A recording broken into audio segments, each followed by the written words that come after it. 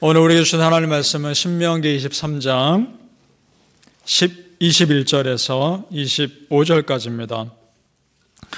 구약 성경 298페이지 신명기 23장 21절에서 25절까지 말씀,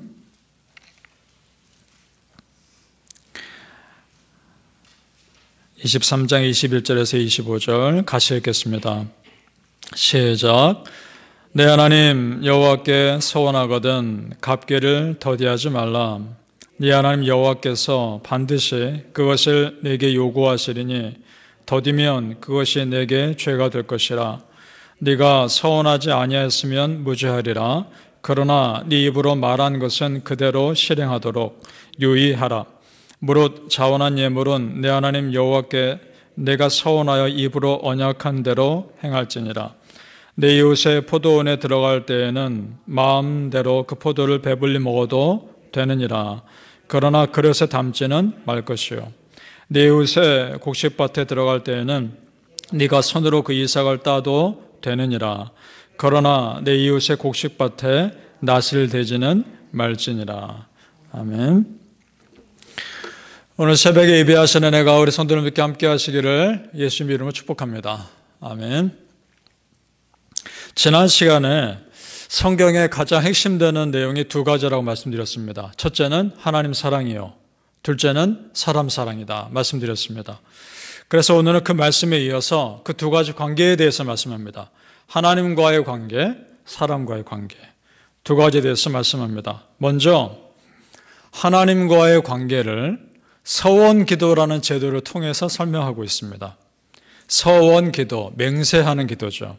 이런 기도입니다. 하나님, 나에게 이러이러하게 해주시면 내가 어떻게 하겠습니다. 내 기도 꼭 응답해 주시면 내가 하나님께 어떻게 살겠습니다. 이런 기도입니다. 그게 서원기도인데 결단하고 약속하는 기도입니다. 그런데 잘못 오해하면 마치 내가 하나님과 어떤 거래를 하는 것처럼 보일 수 있습니다. 그러나 서원기도는 그런 기도가 아닙니다. 하나님과 우리의 관계는 그렇게 거래하는 관계는 아닙니다. 이것을 오히려 서원기도의 본질을 통해서 더 잘할 수 있습니다.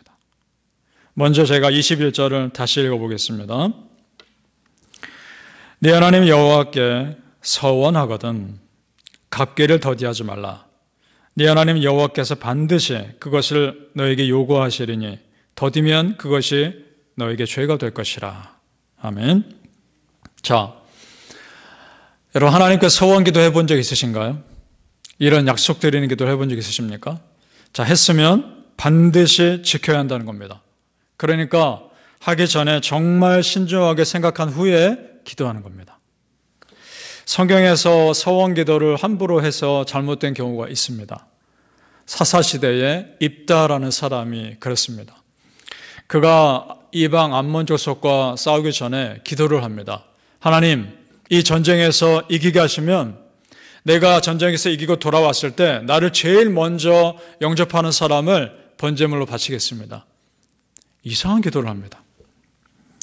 사사기 11장 31절에 그가 기도한 내용이 이렇게 나옵니다. 내가 암몬 자손에게 평안히 돌아올 때에 누구든지 내 집 문에서 나와서 나를 영접하는 그는 여호와께 돌릴 것이니 내가 그를 번제물로 드리겠나이다 하니라. 자, 아마도 그는 자기 집에서 제일 먼저 영접하는 자가 아마 자기 종이 되지 않을까 생각해서 서원기도 했을지도 모르겠습니다. 그런데 제일 먼저 나온 사람이 누굽니까? 딸입니다. 딸이라고 생각도 못했겠죠. 그런데 여러분, 만약 딸이 아니어도 그 종이라고 해도 이런 기도 자체는 문제가 있는 겁니다. 어떻게 사람을 번제로 바칠 그런 서원을 합니까? 잘못된 거죠. 물론 예외가 있습니다. 하나님께서 아브라함의 아들 이삭을 번제로 바치라고 하셨으니까. 그런데 여러분, 그것도 아브라함의 믿음을 테스트하기 위한 것이지 실제 정말 그 이삭을 번제로 바치길 원하셨던 것은 아닙니다. 내 영혼을 귀하게 여기신 그 하나님이, 한 영혼을 귀하게 여기신 그 하나님이 사람을 제물로 바치는 걸 원치 않으시는 겁니다. 이것은 우상 숭배에서나 하는 일이죠. 자, 왜 그랬을까? 입다의 배경을 알면 이해가 됩니다. 입다는 이스라엘 백성 땅에 오기 전에 이방 땅에서 오랫동안 산 사람입니다. 그래서 이방 우상 문화에 익숙해졌던 사람이죠. 그래서 이렇게 생각한 겁니다. 이방 우상 숭배에서는 사람을 제물로 바치는 것이 자기가 신에게 할 수 있는 최고의 것을 드리는 것을 여겼던 겁니다. 그러면 그 신은 반드시 응답할 것이다 라는 그런 미신이 있었던 거죠. 입다도 비슷했던 겁니다. 그런데 여러분, 이것은 하나님을 참으로 오해한 겁니다. 하나님은 사람을 제물로 받지 않을 뿐더러 어떤 값진 제물을 드렸다고 해서 그것 때문에 응답하시는 분은 아닙니다. 우리 하나님은 제물과 상관없이 드리는 자의 그 마음의 중심을 보시는 분인 줄로 믿습니다. 여러분, 내가 얼마나 진심으로 하나님께 예배드리고 마음을 드리는지 그걸 보고 응답하시는 것입니다. 입다가 전쟁에서 꼭 이기고 싶은 마음, 그건 이해하지만 그 출발이 잘못됐던 겁니다. 무슨 말이냐? 여러분, 이런 겁니다. 기도를 통해서 하나님께서 영광 받으시는 것에 초점을 두는 것이 아니라 내가 이건 꼭 응답받고야 말겠다는 내 열심에 더 초점이 맞춰져 있었던 겁니다. 자, 우리 이렇게 기도할 수 있습니다. 하나님, 이것을 주십시오. 이것을 달라라는 기도를 할 수 있습니다. 잘못된 거 아닙니다. 그렇게 기도할 수 있습니다. 그런데 그 이유가 무엇이냐는 겁니다. 이것이 응답됨을 통해서 무엇을 원하느냐 말입니다. 내가 이걸 달라고 하는데 정말 무엇 때문에 달라고 하느냐 이 말인 겁니다. 이걸 통해서 하나님이 영광 받으시기를 정말 원하는 마음으로 기도하느냐, 아니면 나만 잘 되기를 원하느냐, 그것이 다른 것입니다. 우리의 기도가 한 단계 더 나아갈 수 있기를 바랍니다. 여러분, 내가 바라는 것이 하나님의 영광을 위해 바라는 것이 될 수 있기를 소망합니다. 우리의 기도 내용을 점검해 보십시오. 한나가 서원 기도할 때 아들이 없어 아들을 달라 기도합니다. 간절히 기도하는데 그가 이 아들을 주시면 하나님의 성전에서 평생 일하는 사람으로 드리겠습니다 라고 서원 기도를 하죠. 물론 성직자의 길이나 하나님의 전에서 일하는 것이 꼭 그것만이 하나님의 영광을 높이는 길은 아닙니다. 다른 길이 얼마든지 있습니다. 그런데 한나는 정말 하나님을 높이고자 하는 순수한 마음으로 그렇게 기도한 겁니다. 그래서 그 기도를 들으시고 그 아들을 허락하십니다. 그 아들이 사무엘 선지자죠. 그러니까 여러분, 서원 기도는 이런 겁니다. 하나님, 내가 오직 하나님만 붙잡습니다. 이 기도를 통해서 하나님 영광 받으시옵소서. 그것이 서원 기도입니다. 우리 하나님께 그런 기도 드릴 수 있기를 축복합니다. 또 한편으로는 이런 것도 있습니다. 그리 아니하실지라도 모든 결과는 하나님의 주권에 맡기며 감사하는 기도입니다. 그 또한 서원 기도에 포함되어 있는 것입니다. 우리 부모와 자녀와의 관계가 그렇죠. 부모님, 내가 원하는 대로 나에게 해주지 않으셔도 내 아버지고 내 어머니입니다. 우리 자녀가 내가 원하는 대로 하지 않아도 내 아들이고 내 딸입니다. 그건 변하지 않습니다. 부모는 자녀가 부모에게 어떤 약속을 하고 신실하게 노력하는 그 모습 자체로 충분히 감사한 거고 만족합니다. 그 약속을 지키지 못해도. 그래서 그 이상으로 도와주는 것이 부모 마음인 줄로 믿습니다. 그것이 우리 아버지 하나님의 마음입니다. 왜냐? 사랑하기 때문에. 하나님과 우리의 관계가 그런 사랑의 관계임을 믿습니다. 그래서 그 하나님께, 하나님, 내가 이러이러한 것을 하겠습니다. 이러한 것을 약속합니다. 그 마음 자체가 귀한 겁니다.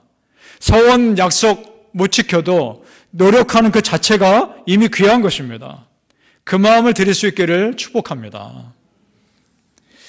자, 여러분 생각해 보세요. 하나님께 내가 뭘 드린다는 것이 하나님께는 그렇게 중요하지 않을 수 있습니다. 하나님은 우리로부터 어떤 걸 안 받으셔도 이미 부족한 것 없으십니다. 그러니까 여러분, 서원 기도한다는 것 자체는요, 하나님 입장에서는 다 퍼주는 기도입니다.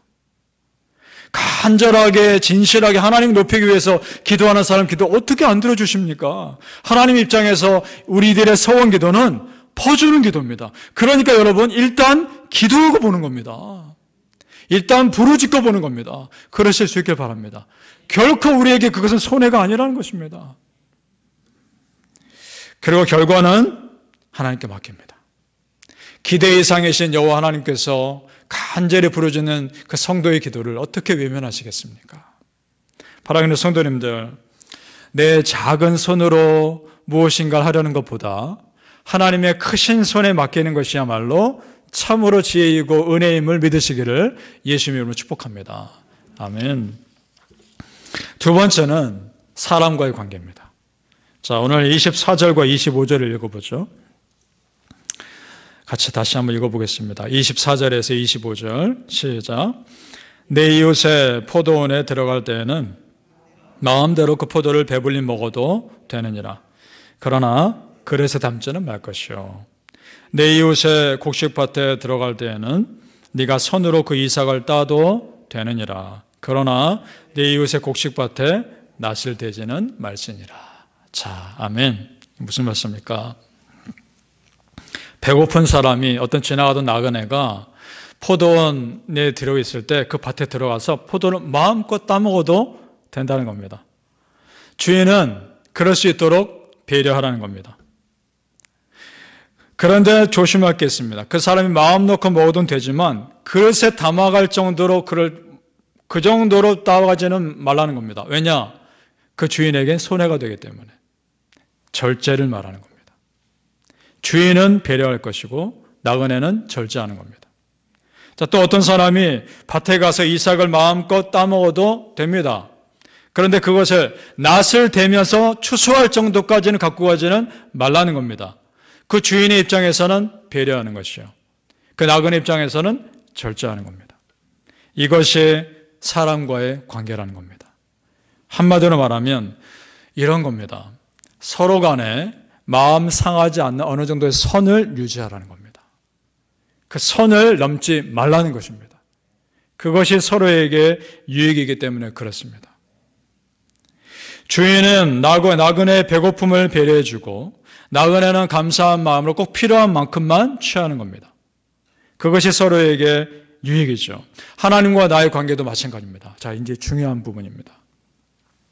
하나님께서 나를 품어주시고 나를 용서해 주시는 거, 오래 참아주심이죠. 그러나 그렇다고 해서 내가 지은 죄가 아무것도 아니고 오히려 더 큰 죄를 짓는 것을 아무렇지도 않게 생각하는 것은 안 된다는 겁니다. 하나님은 나에게 배려를 해 주시지만 그 배려를 내가 잘못 생각해서 절제하지 못한다는 것은 안 된다는 것입니다. 우리 하나님 믿는 자로서의 선을 넘어서 안 된다는 것을 말씀하고 있는 겁니다. 믿습니까? 우리 성도님들, 우리가 서원 기도에서 보았듯이 하나님 앞에서는 간절하시길 바랍니다. 그것이 믿는 자로서 선을 지키는 길인 줄 믿습니다. 사람 앞에서는 간결하시길 바랍니다. 무슨 말이냐? 내가 지켜야 할 마땅한 선을 지키며 배려하며 절제하라는 것입니다. 하나님 앞에서는 간절하고 사람 앞에서는 간결한 삶을 사실 수 있길 바랍니다. 그것이 지혜입니다. 로마서 12장 3절에 이런 말씀이 있습니다.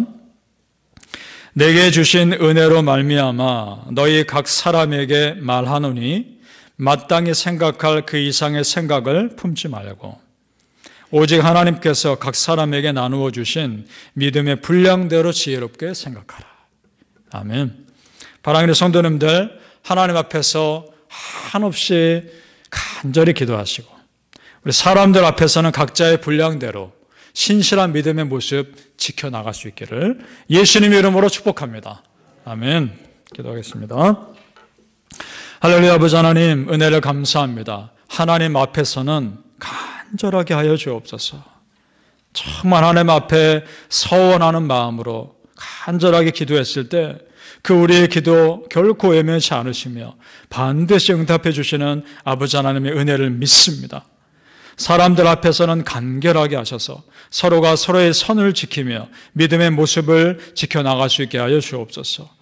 우리 모든 성도님들 그런 믿음의 원리를 지켜나갈 때 서로에게 유익이 되며 은혜가 되는 믿음의 공동체의 삶을 살아가게 하여 주시옵소서. 하나님, 정말 신뢰합니다. 하나님 믿습니다. 기대 이상 계신 여호와 하나님을 온전히 신뢰하며 믿습니다. 우리의 기도를 다시 한번 점검해 보게 도와주시고 우리의 기도의 목적이 오직 하나님께 영광이요 하나님만을 높이는 기도가 되게 하시며 그럴 때 나에게도 자연스럽게 하나님의 은혜가 흐르게 하여 주시옵소서. 감사하며 예수님 이름으로 기도합니다. 아멘. 하늘에게